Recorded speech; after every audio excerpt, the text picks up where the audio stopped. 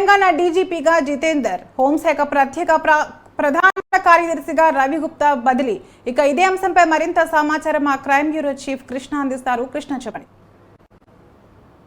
తరంగాన్ని కొద్ది నిమిషాల కిందట ఏదైతే ఈ ప్రస్తుతం హోంశాఖ ముఖ్య కార్యదర్శి, విజిలెన్స్ ఎన్ఫోర్స్మెంట్ డైరెక్టర్ జనరల్ గా బాధ్యతలు నిర్వహిస్తున్న జితేందర్ ని డీజీపీగా నియమిస్తూ సీఎం రేవంత్ రెడ్డి సర్కార్ ఉత్తర్వులు జారీ చేసింది. ప్రస్తుతం ఏదైతే 1990 బ్యాచ్ కి చెందిన ఈ రవి గుప్తాను ఈ హోంశాఖ దానికి ప్రత్యేక కార్యదర్శిగా నియమిస్తూ ఆదేశాలు జారీ చేసింది. ఈ 1992కు సంబంధించిన ఐపీఎస్ బ్యాచ్ అధికారి జితేందర్ పంజాబ్ లోని జలంధర్ అనే ఒక ప్రాంతంలో సామాన్య రైతు కుటుంబంలో ఆయన జన్మించాడు. 1992లో ఐపీఎస్ బ్యాచ్ అధికారి, ఆ తర్వాత శిక్షణ తర్వాత ఏపీ కేడర్ కు ఆయన జితేందర్ ఎంపికయ్యారు. మొదట పోస్టింగ్ లో నిర్మల్ ఏఎస్పీగా పనిచేశారు. ఆ తర్వాత బెల్లంపల్లి అదనపు ఏఎస్పీగా బాధ్యతలు కూడా ఆయన నిర్వహించడం జరిగింది. అనంతరం నక్సల్స్ ప్రభావం ఎక్కువగా ఉన్న మహబూబ్ నగర్ ప్రాంతంతో పాటు గుంటూరు జిల్లాలో కూడా ఆయన ఎస్పీగా సమర్థవంతంగా విధులు నిర్వహించడం జరిగింది. అనంతరం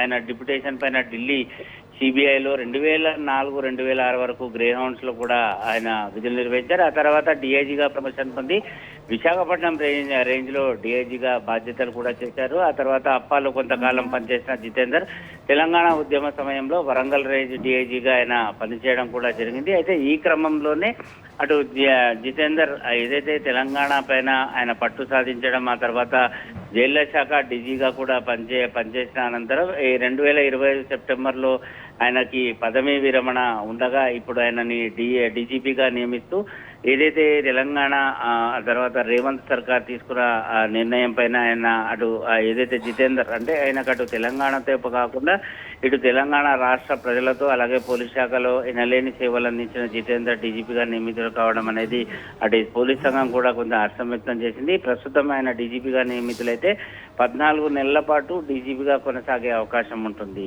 థ్యాంక్ యూ కృష్ణ.